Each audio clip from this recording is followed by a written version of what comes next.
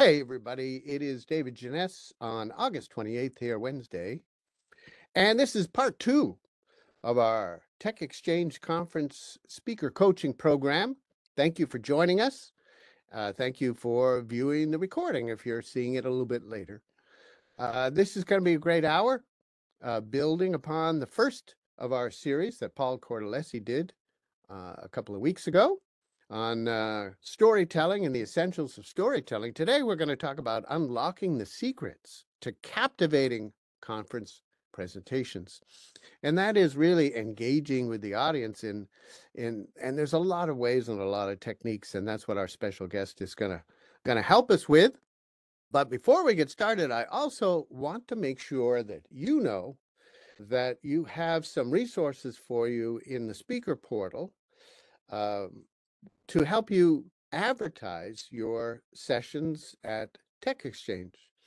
There are what they call social tiles, and these are formats like this one here where you can uh, add a photograph on top, perhaps inserting it into a PowerPoint. It's pretty easy to do. Save that as an image.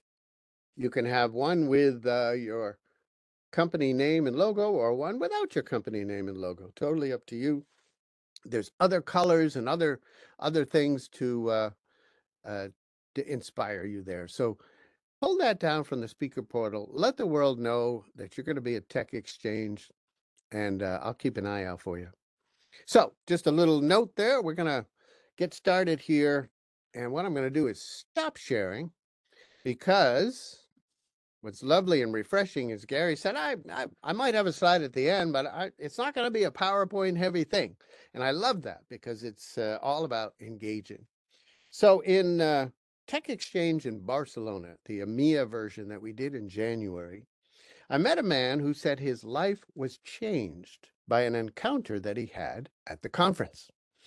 He is a technologist, but he was very, very uncomfortable with the concept of being on stage, and he was dreading his upcoming presentation. But our guest today sat down with him. They went through his presentation. He worked with him. And when he hit the stage, he had confidence. He had a strong opener. And he said it was a revelation. In fact, he had tears in his eyes and he said, everybody should have this experience. Well, look at that. Here we are. And we have our great guest here. It is my pleasure to present the author of the Amazon #1 bestseller, How to Make More Money from Speaking. If I hadn't got your attention yet, I'm sure that did. He's delivered more than 4,500 presentations around the world and is ready to share some secrets. So please welcome to the microphone, Gary Lafferty. Thank you very much, David. That's the lovely introduction. Thank you very much for that. And good morning, good afternoon to all of you, wherever you are. I'm really honored and I'm really excited to be sharing this next hour with you. We try and make these presentations a lot more interactive. I'll talk a little bit more about that. But the first thing I'd like you to do, guys, is to make sure all of you have got the chat box open on your screen. So if you haven't got it open yet, just move across, click on chat from that, because I'm going to be asking you questions and I'd like you to respond as we go along. It will make more sense as we do. So the more interaction we have, the better it will be. So let me ask you a quick question. Now, if we were actually live, and for those of you who will come and see me, I'm going to be on stage at the Tech Exchange in Vegas later on, just like you. So please come and see me. But I would normally ask these questions right at the very beginning on stage. But I'm going to ask it anyway, and we're going to do the best we can as we are online. So my very first question to you would be this. Are you speaking at a Tech Exchange in October? If you are speaking or doing one event or one presentation, at least one of those in October, raise your hand. Now, obviously, you can't raise your hand here, so can you just type in me? Type me in the box for me in the chat so I can see everything going. So if you type me, yes, if you are speaking or you're doing at least one presentation, type me in the chat box. Good. Yep. Okay. Righty ho. Okay. it's not coming through on this. That's a strange thing, isn't it? Mimi, there they are. They're all following you. Mimi, great. So second question. Raise your hand or put me in the box again if you'd like to be remembered as one of the best speakers at that event. Me. Yes, me, yeah, me. Look at that. Amazing, great. Oh, in capital letters. Great. Well, listen, guys, this means that you are in the right place for the next hour. Now, have you ever been at a conference where you walked into the room and there's people standing, they're sitting, they're chatting, there's this general energy, this buzz of networking going on, people exchanging their expertise, exchanging contact details, waiting for the speaker to come on stage and start the presentation. The title was an intriguing title that got you into that room, into that presentation. You're just waiting for it to start, and the speaker starts. You all take your seat, and it goes something like this. Good morning, everybody. Today, we're going to be talking about AI. And then the speaker proceeds to turn his back on the audience and read from the PowerPoint, completely disengaging you as the audience. And the next thing you know, there are people on their mobile phones, on their cell phones, taking meetings, trying to be discreet on their phone calls, searching social media, not paying attention to the speaker. In fact, the speaker doesn't even realize, because the speaker is spending so much time reading the slide, he does not realize people are actually getting up and leaving the room. We've all been there, haven't we? We've all been in that room before. Well, today, after this, no more. I'm going to be sharing with you some tips and strategies that will allow you to captivate any audience of any size at any event that you do from now on in, as long as you follow what I'm about to share with you. Now, as David said, we've only got an hour together, so I'm going to try and get as much and cram as much in as I possibly can and give you as much value that I possibly can, and try and leave some time at the end for questions. And as David said, I'm going to ask you to interact with me as much as I can by using the chat box. And if you do have questions, just type the questions into the box, and then David will, at the end, read them out to me, and then I can answer them for you. So, as I said, this is going to be very interactive. Now, the thing is this: presentations can come in two forms. They can, as I said, be extremely boring and lecturish, and it's just an passing of information, or it can be fun. In order to be fun, it has to be engaging and interactive. So if you would like it to be fun, please put fun in the box for me, so I can see how many of you would actually like this to be fun rather than a lecture. Fun. Good. So we're in the right place. There you go. So let's get started. How many of you were at the TechXchange in Barcelona? Put a B in the box if you're at the TechXchange in, or me, yeah, B, well, quite a number of you. Okay, great. So, excuse me, as David said, I wasn't meant to be at the TechXchange this year. Some of you might know my wife, Heather Cole. She was presenting at Barcelona, and I thought, whoa, that'd be nice to go along to Barcelona. I haven't been to Barcelona for a while. Coming from London, Barcelona is like an hour's flight for me. I was already in London anyway, so I thought, let's pop over and support my wife at the TechXchange. And as David alluded to, she asked me to speak to a friend of hers, Ralph, and look at his presentation. And yes, he was rather nervous about it. He had created a whole deck of slides that was very informative, had a lot of information on it, but he wasn't quite comfortable putting it together on how to start it and how to do it. He was literally just going to present it. Well, as David said, after we spent some time together, we rejigged his presentation. We rejigged some of his deck. We got rid of a lot of those slides. And I'm going to share with you what we did with Ralph.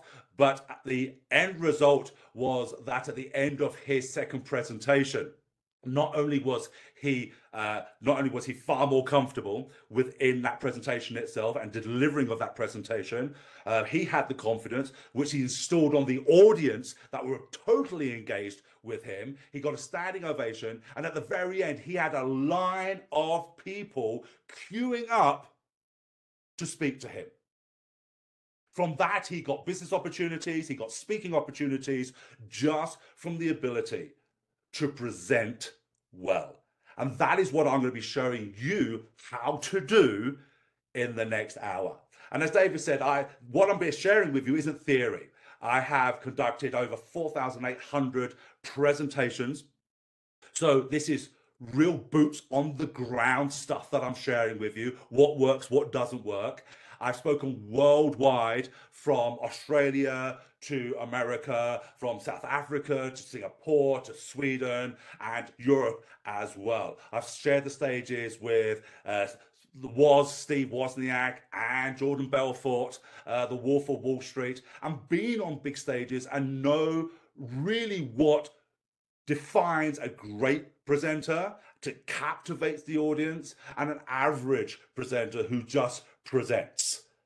And what I'm going to be sharing with you allows you just to take these simple things. And I said, we've only got an hour together, but what we're going to do is take these simple things that if you can just tweak your presentation just by a little of these things, then you will raise above the bar. You'll not only raise the bar of your speaking, you'll raise the bar of speaking for the whole TechXchange and whatever presentations you'll do from there on in. And you will be remembered as one of the best speakers at that event. But first, before we get into that, let's talk about why speaking is so powerful.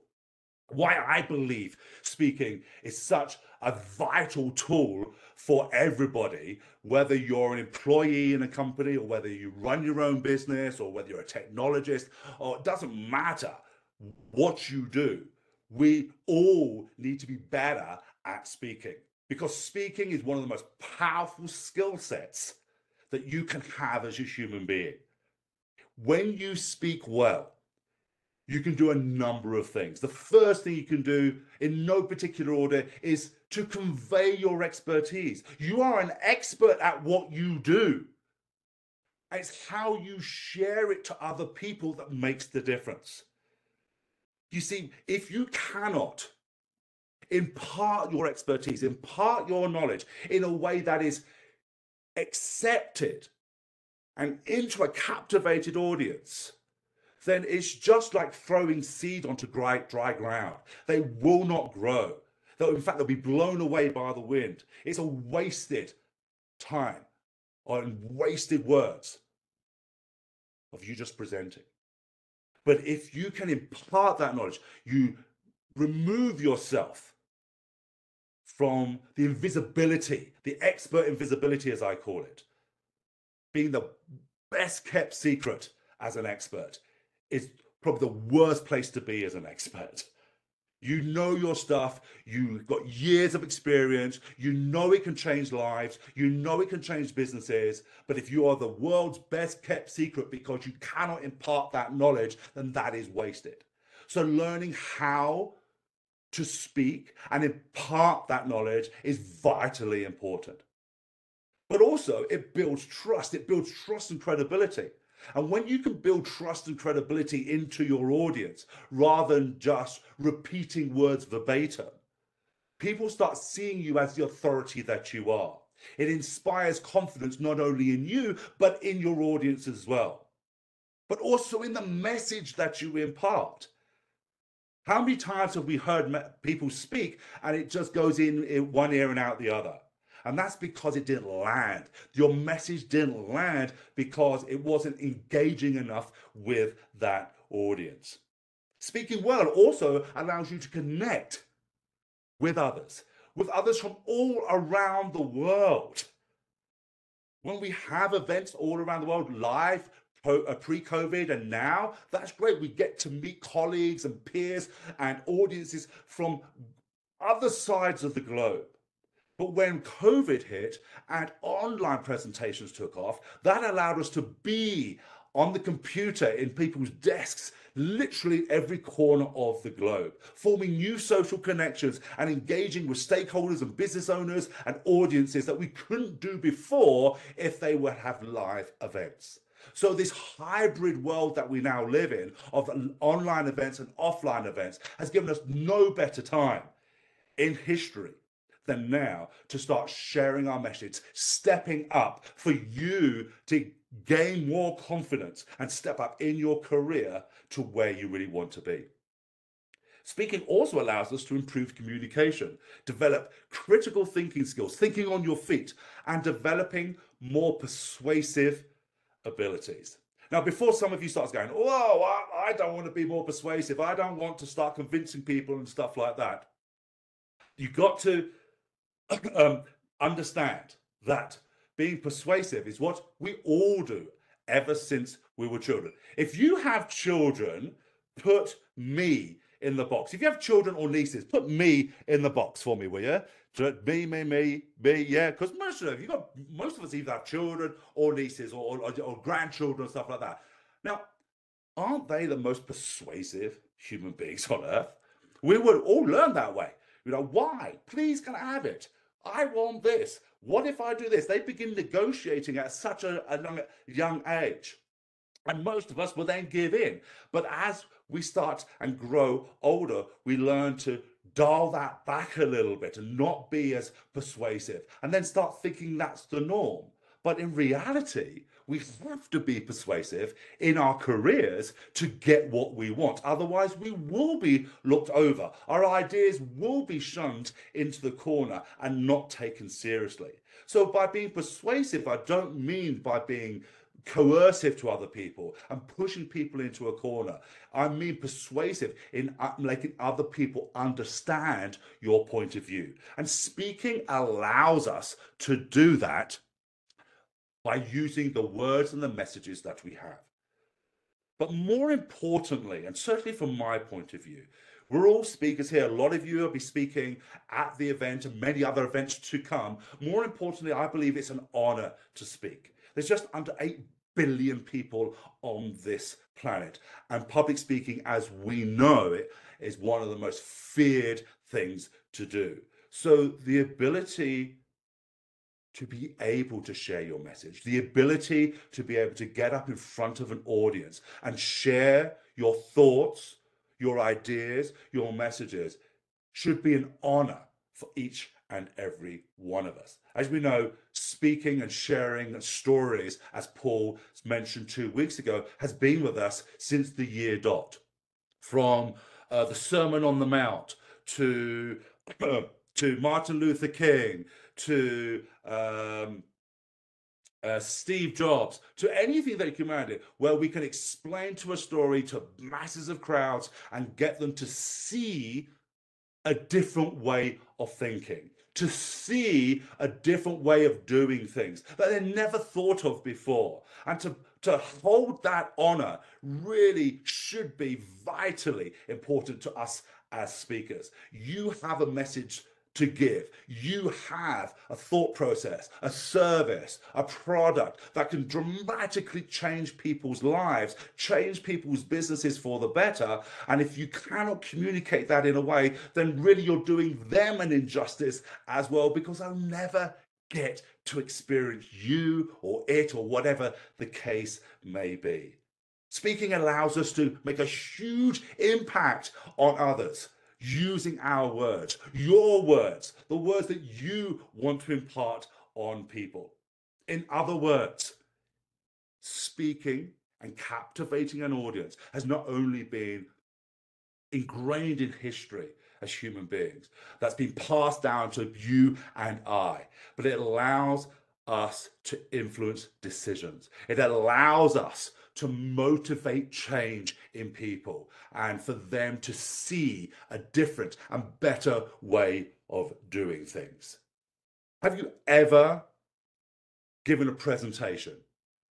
And think about this just for a minute. Have you ever given a presentation, maybe more than once, where you're trying to give a presentation at work for an idea that you have, or for a new potential client. You've given this great presentation. You've got all the reasons why they should take action. You see no reason why they shouldn't take action, yet they don't. Well, we're going to work on that today. You see, it's not about necessarily what you say, but it's the combination of what you say and how you say it and how you present yourself that influences the amount of change that people make. If that makes sense to you, can you just put a 5 in the box for me, guys, please? If you understand what I've just been through and understand that it's there, can you just put a 5 in the box for me so we can hit 5, 5, 5, 5, 5, 5? Great, brilliant. Thank you very much. Good, good. Okay, so let's get on. So the key thing about speaking is we are not here to impart information. Well, Gary, that's what we do, speakers. We impart information. Information is cheap. In fact, information is so cheap, it doesn't even have a price. It's priceless now. If you want information, you can go anywhere to get information. Google has information. Your email's information. Social media has information. In fact, there's information being offered to you whether you like it or not. Information is just a product. It's a commodity. And if you're just peddling information, you'll be seen as a commodity. You will not be seen as that authority, that expert that I mentioned before. So what is the key difference? The key difference is that we should be inspiring. It's inspiration more than information. The more inspiring you can be, the more change you can deliver. That change is the transformation that we want other people to do.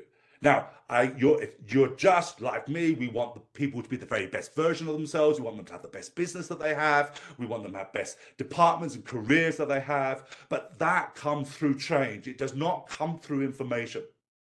So our presentations have to be inspiring.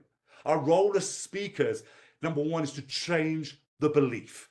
To change someone's belief, not just give them more information, but to change their belief, to get them thinking, never thought of it that way. What if I do that? Didn't realize that way was actually the wrong way of doing things. That is the role of a powerful presenter. Not to change minds, but to change beliefs, to change the emotion.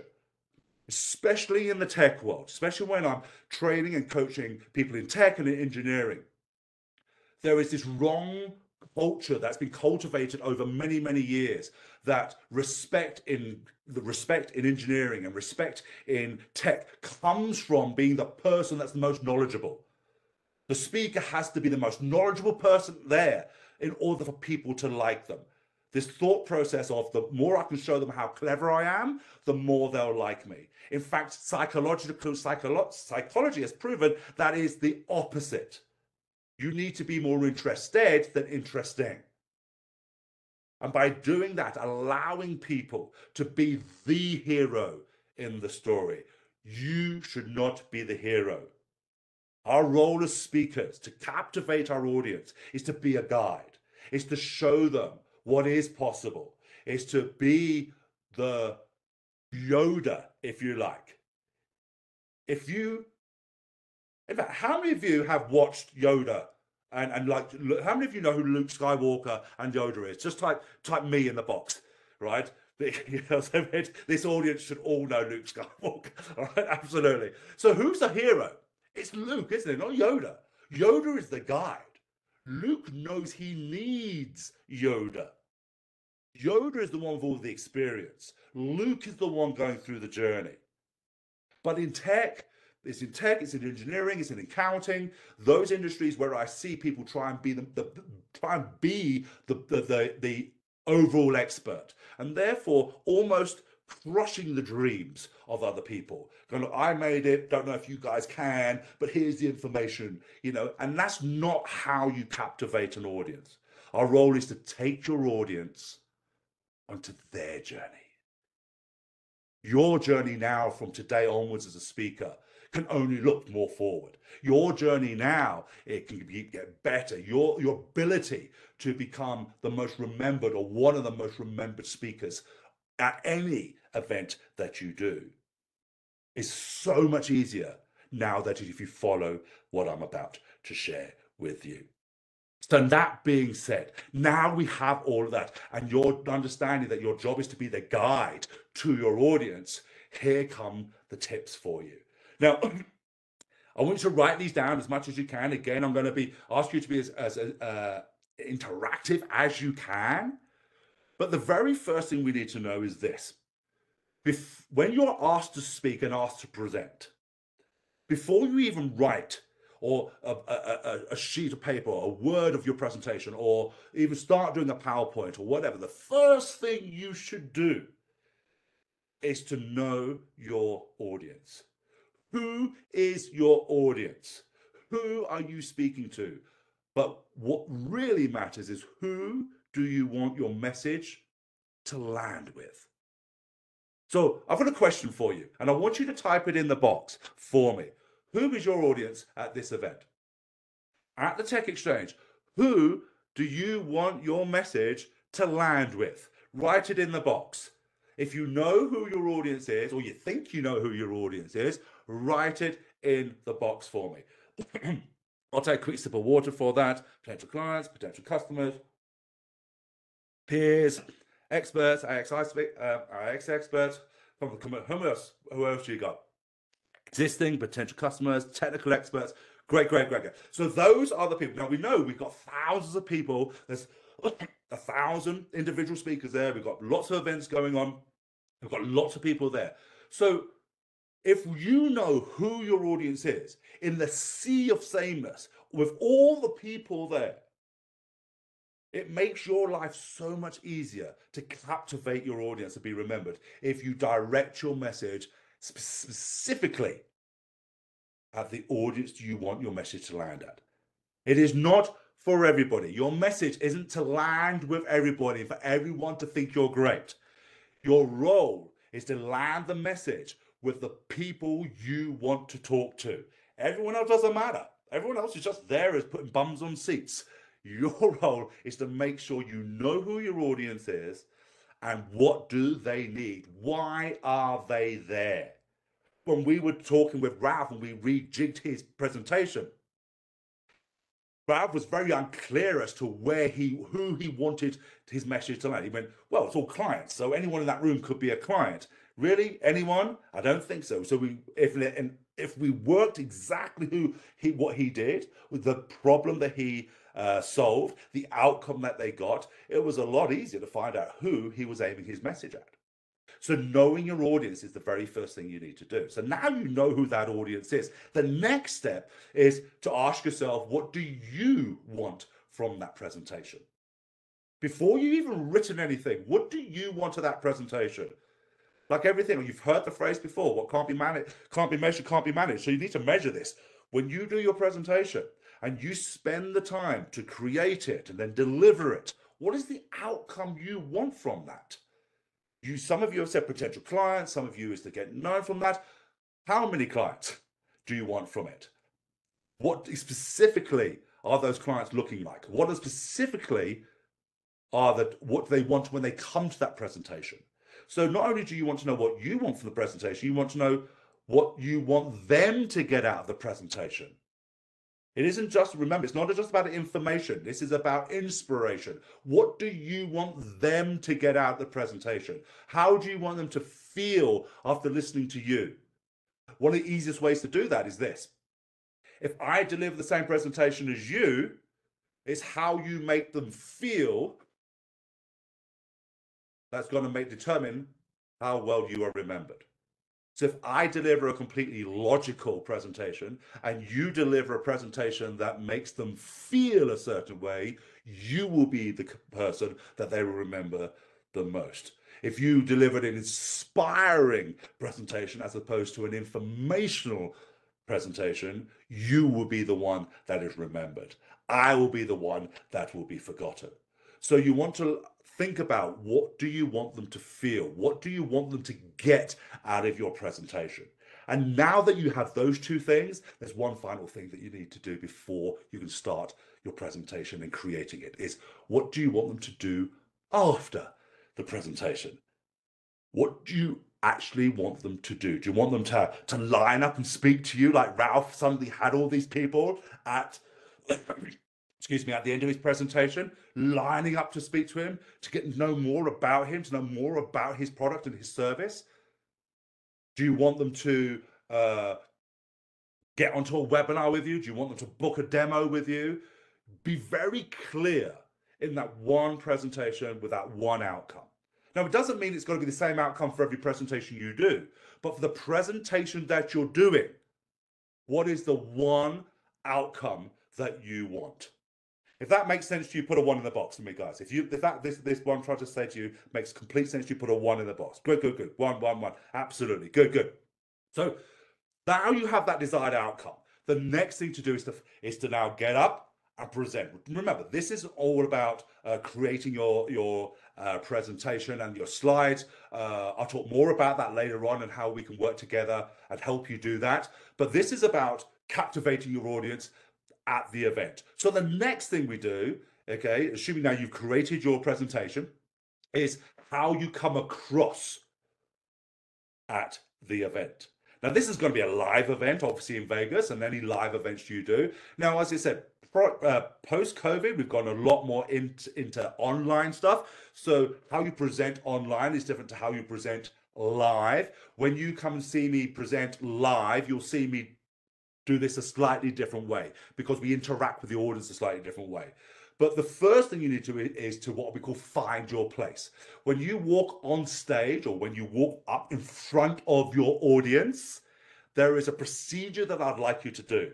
That procedure will do numerous things. That little tweak in how you do this will build your confidence before you start speaking, will build confidence in your audience that they know this is somebody I need to listen to, and it will build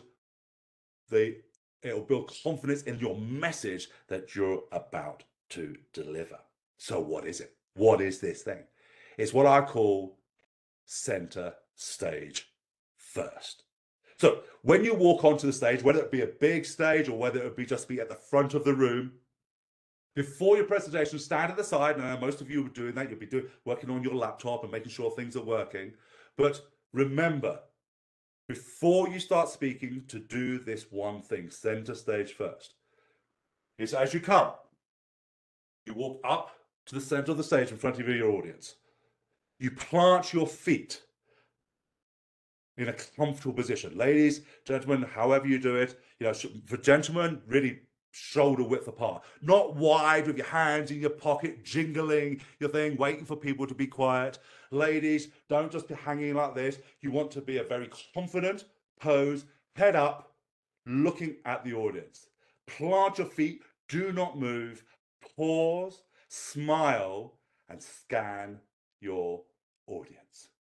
Let them know you see them. Let them know you're connecting with them. Let them know that what you're about to deliver will really help them. That is one of the very first things to do, is to enable you to connect with that audience. Stand still.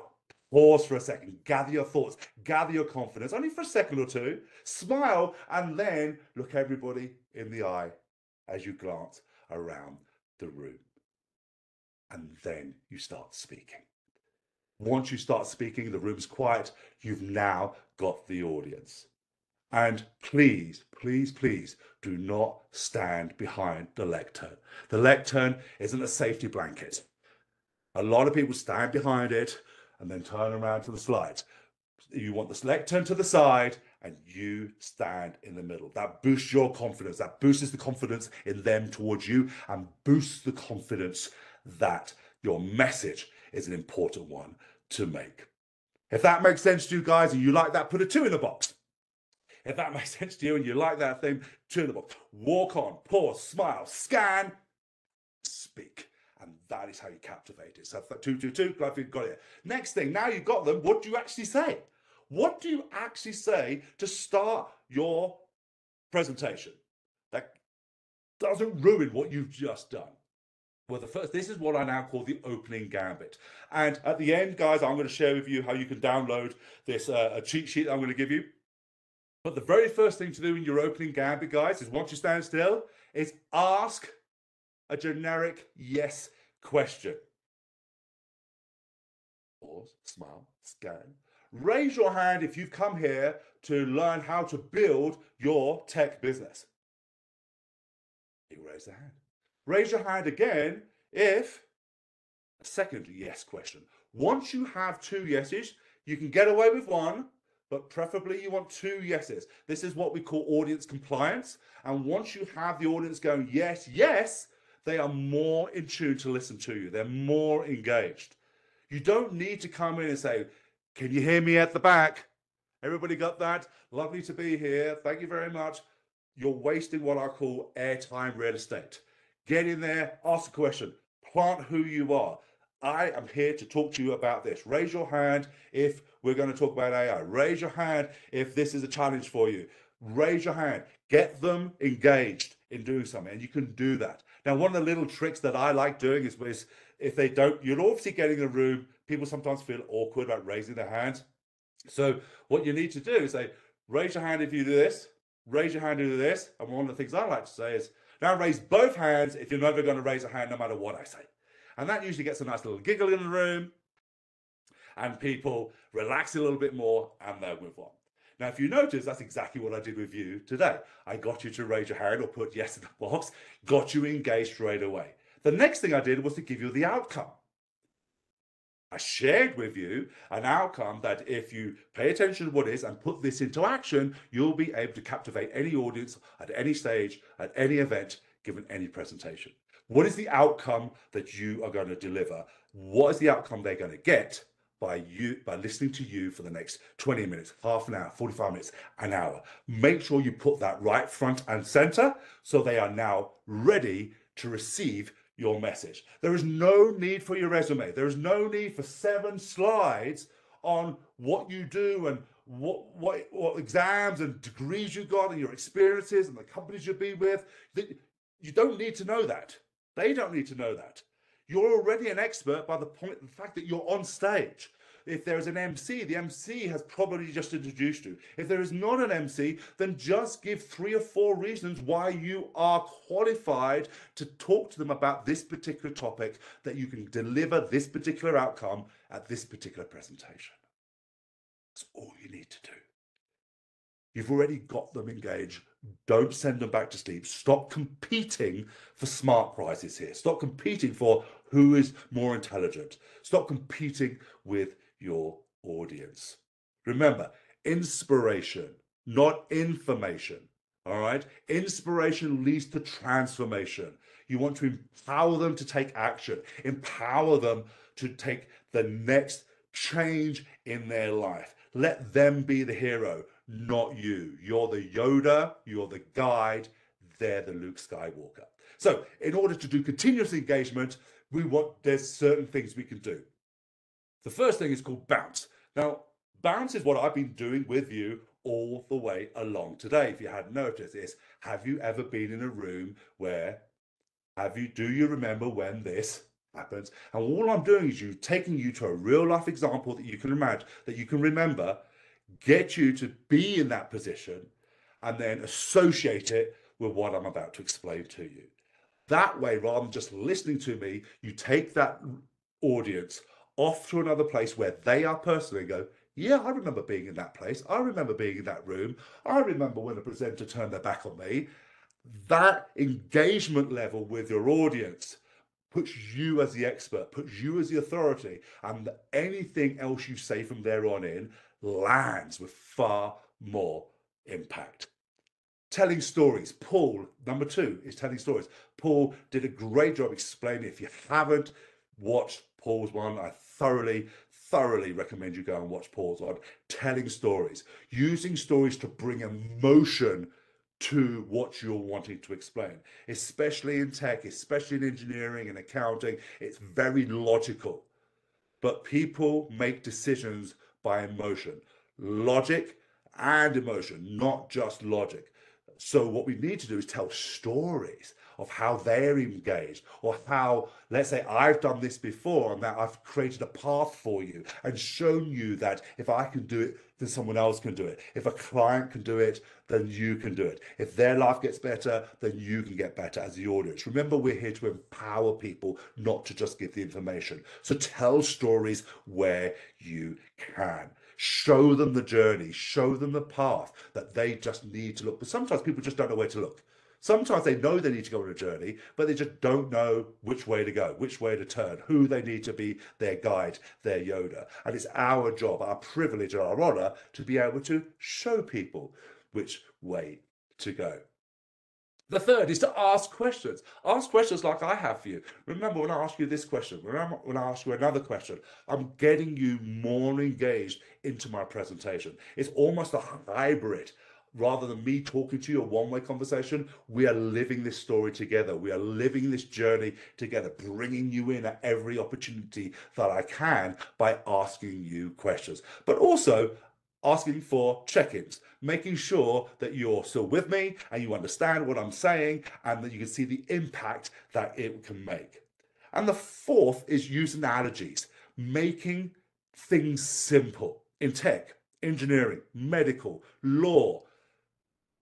Our role as speakers is, number one, to understand it as experts, but also to make it simple for others as well. We don't want to shower them with technical jargon. We want to make it simple for them so they can understand it without using too much brain power.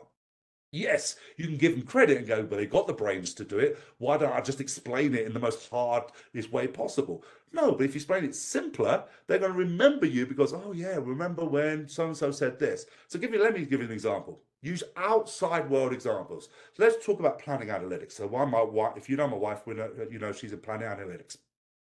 So one of the analogies she uses is she uses planning analytics as building foundations of a house that grows and shrinks with your family. You know, when you're a growing family, the house needs to be bigger, like the foundations. When tree nesters, empty nesters, when they go, the house has to shrink as well. Now, people can understand that building a house, building an extension, you know, creating a bigger house, and using that analogy to something like planning analytics makes a lot more sense to them rather than just the pure logical side. So the 4 ways to use continuous engagement, guys, is bounce, have you ever, do you remember, etc. Taking them into a position, into another realm that makes sense about what you're talking about, telling stories to create emotion, ask questions and check-ins, and using analogies. If that makes sense to you, can you put a 3 in the box for me? If that makes sense,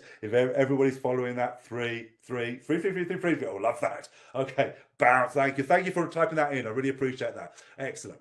Okay, so as we coming on, slides. Death by PowerPoint, guys. We've all heard of death by PowerPoint. And again, this boils down to this industry culture of wanting to show everything and to show how clever we are and how much knowledge that we actually have. And death by PowerPoint is literally sending someone to sleep because there's so much information. Now, here's a key thing. I was listening to a client's presentation a couple of months ago, and there was so much information on that slide. 2 things happened. First and foremost, I started reading the slide instead of listening to the presenter. So the little things that he was adding, I was missing because I was too busy reading the slide. Secondly, as I was reading, I could hear that he wasn't with me at the same place. So I'm now scanning the slide to see where he was, to try and catch up with the presenter. The result? My brain shut off. This is too difficult for me to understand. What I'll do is I'll ask him for the slide later, and then I'll spend some time doing it. How many of you have ever had that before, where someone says, "Can I have the slides, please?" If you have, put a Y in the box. If your audience says, "Can I have the slides, please?" Yes, we've all been there, right? It's because they didn't pay any attention to you. They couldn't pay attention to you. Your role as a speaker is to impart that knowledge, but to do the inspiration. And slides are there to prompt you. Slides are there to create curiosity. Slides are there to change the way they think of things, not to explain things. It's different if it's a lecture. If you're doing a lecture, absolutely. But even then, animate the slides. Don't put everything too much on one slide. Use multiple slides and animate. Only bring up one thing at a time that you are speaking about. Don't put 7 or 9 or 10 and bring them all up at the same time, because what we're going to do, we're going to read. As an audience, our job is to listen to you, not to read. So break them down into 3 or 4, maximum 5 bullet points and animate them so they only come up as you're talking to them. You keep the audience engaged, the audience keeps up with you, and you can expand on those points without it being on the slide. And obviously it goes without saying, guys, turning around, ignoring your audience and reading the slide is an absolute no-no when it comes to captivating your audience. And use images where you can, guys. Use images that invoke emotion. All right, people make their decisions, as I said, on emotions, not just on logic. So, for example, you can use AI. You can have so much fun with this. You can use AI to create, let's say, the pain of drowning in data, all right? And your solution solves that. But you want to, rather than giving all the information on a slide, what you could do is just ask AI to create this person drowning in a sea of ones and zeros, you know, and then that creates that effective emotion. Did you like that, guys? If you like that, can you put a Y in the box for me? If you like the Y, do a drowning. And that, I'm going to be honest with you, that was my wife's idea. It's Heather's idea, not mine. So, but yeah, I use images a lot about that. So rather than having words, images. And I can talk about it because now their curiosity is piqued. They're looking at the slide, looking at the number and going, what does that mean? And once you explain it, they go, I never saw it that way. What did we say right at the very beginning? Change the way people think. And when they change the way they think, they start following and remembering you. As we come to the game, let's talk about questions. There are questions. When should we have questions? Should we have Q&As? It's an industry thing to have Q&As, absolutely. But unfortunately with questions, we can have wanted questions and we can have unwanted questions. So how do we deal with questions to make our presentation more engaging with the audience? First things, leave questions to the end. The reason, self-explanatory really when you think about it.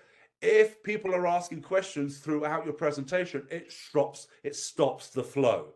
Also, when you have multiple people that you're presenting to, some have caught up, some are behind, and if you start asking questions, you're going to lose your audience, and it's going to be harder for you to get back on track. So always, where you can, leave the questions to the very end of your presentation.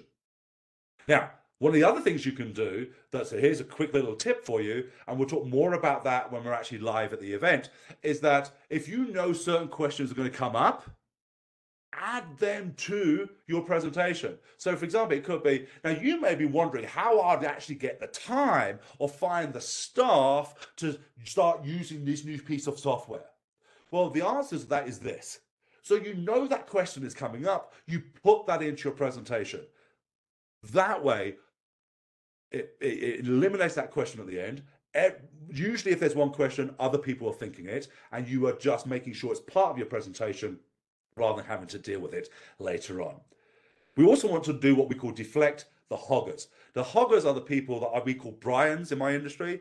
When it's Brian that stands up and says, hey, I think I talk for everybody when I say that you spoke too fast. Or I think I speak for everybody when I think, yes, you may be advanced that, but I don't think anyone's quite interested. No, Brian, you're not speaking for everybody. You're speaking for yourself because you love significance. All right. You want to be the spokesman in the room. And what he's doing is depraving others from the gift that you are giving them of sharing that message and moving forward. So how do you deal with those? How do you deal with the Brians? The simplest way to deal with a Brian is to allow that person to answer one question and You'll always know the Brians because they go, oh, I've got another question. Oh, and I've got another question. And if you're not careful, they will take over your presentation. So the way to deal with that is to deal with one question and say, thank you very much, Brian. There's other people who have questions from there that other people like to know. If you'd like to come and see me at the end, I'm more than happy to talk to you from there. That's how you deal with the hoggers and the deflectors. But the key thing when it comes to questions, guys, is to inspire. You don't want to give a complete answer. It goes right back to the very beginning. What do you want them to do at the end? Do you want them to come and see you? Do you want them to book an appointment? Do you want them to do a demo? So rather than giving the whole answer, yes, you can give them an answer, but make sure that the answer is inspiring them to take them to the next step. If that section on questions, guys, makes sense, put a Q in the box for me. Type the Q in the box for me if you understand now about the questioning side of things. Q, great. Thank you very much. Good.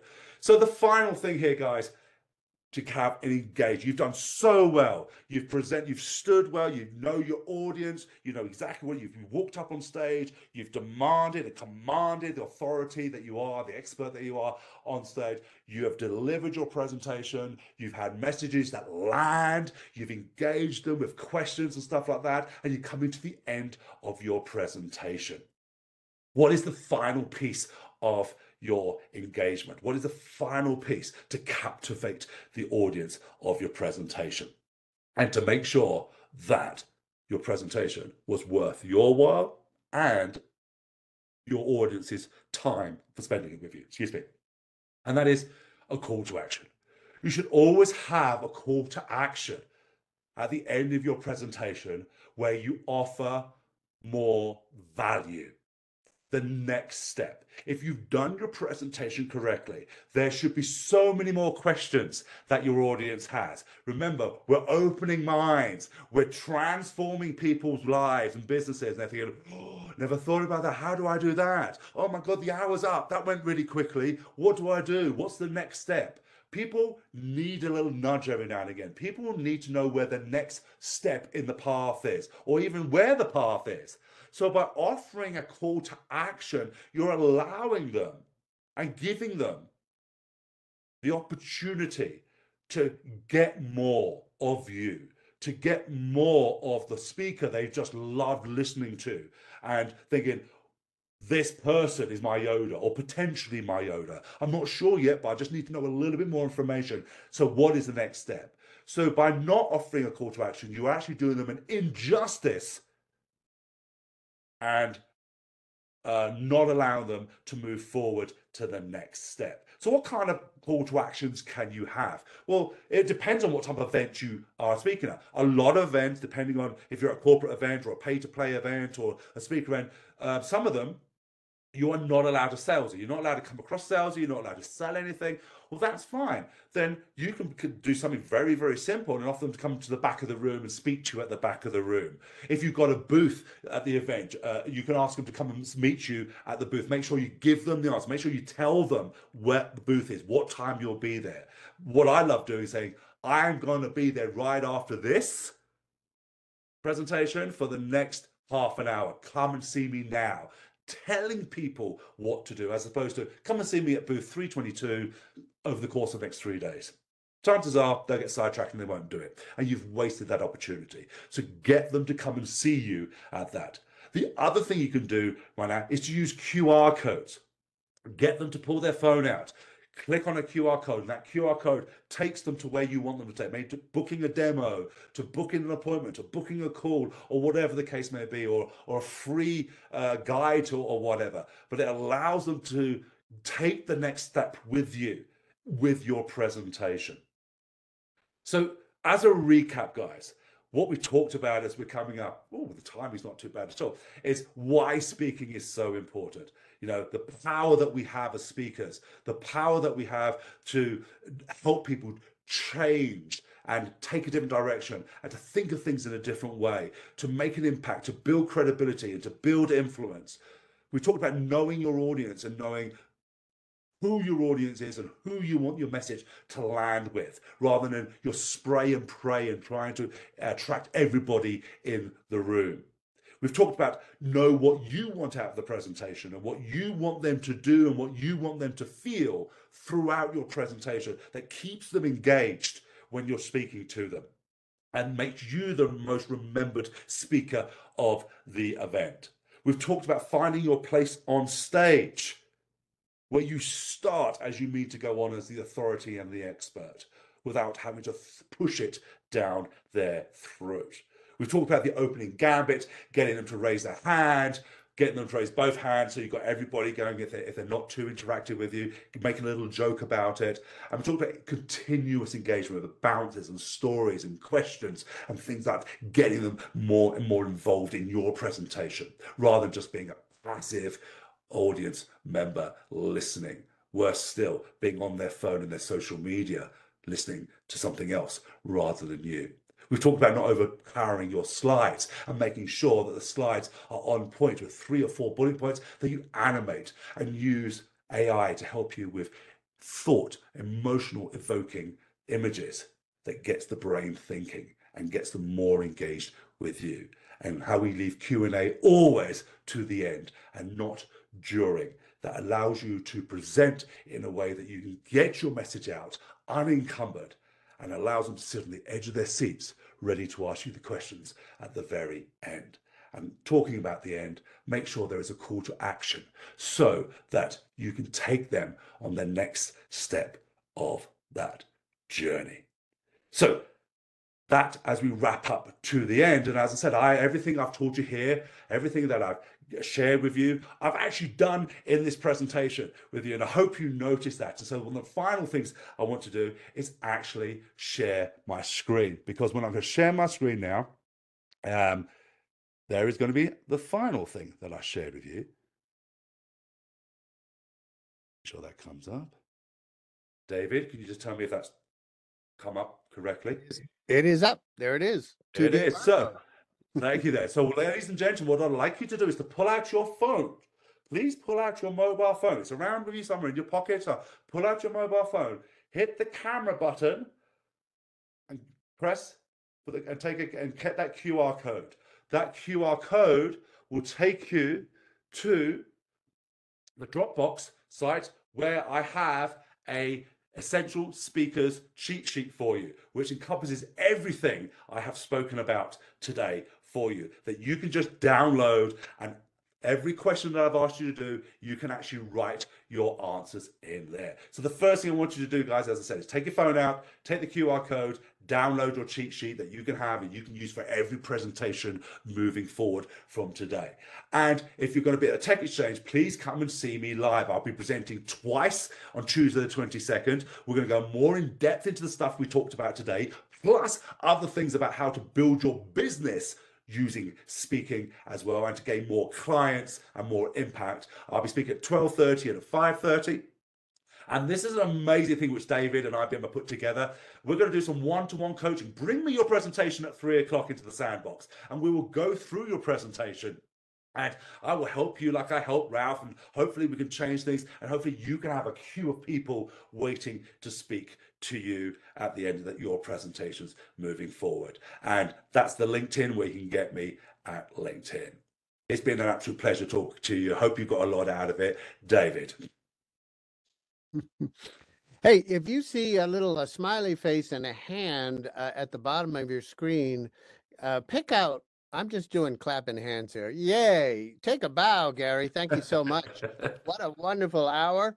Packed full with things. You can also, you can put up, whoa, I am in awe. Yeah, there you go. So bask in the admiration, Gary, and thank you so much for an incredible hour, sharing a whole lot. I want to make sure people know that indeed part of our speaker program, as Gary said, he will be on site. So will Paul, and we also have Glenn Anderson. All of them front loaded on the Tuesday. So if you've got a session coming up Wednesday or Thursday, or even later on Tuesday, come and get your last minutes in. Also, you can go and meet with Paul, Gary, and Glenn in the professional development coaching zone one-on-one. and there'll be a little podium there and a little screen, and you can actually walk through with our experts and really raise your game as presenters. But wow, Gary, a master class from a master. I'm in awe. Thank you so much for that. Thank you all for joining us. And indeed, we have one more next week with Mr. Alexis Barba, who trains IBM executives. So you're going to get some of the training that is offered to our executives. And I'm excited about that too. So what a great series. Thank you all for joining us. We will post this recording within 24 hours on the speaker portal. Go there early and often, and we look forward to seeing you in Las Vegas. One more time, thank you, Gary. Thank you. Thank you for going. And of course, I'm already late for my next meeting, Gary. Thank you so much, though. Thank you. All right. Thanks, David. All right. Bye-bye. Talk to you all soon. I'm going to stop the recording, make sure we save it. Indeed.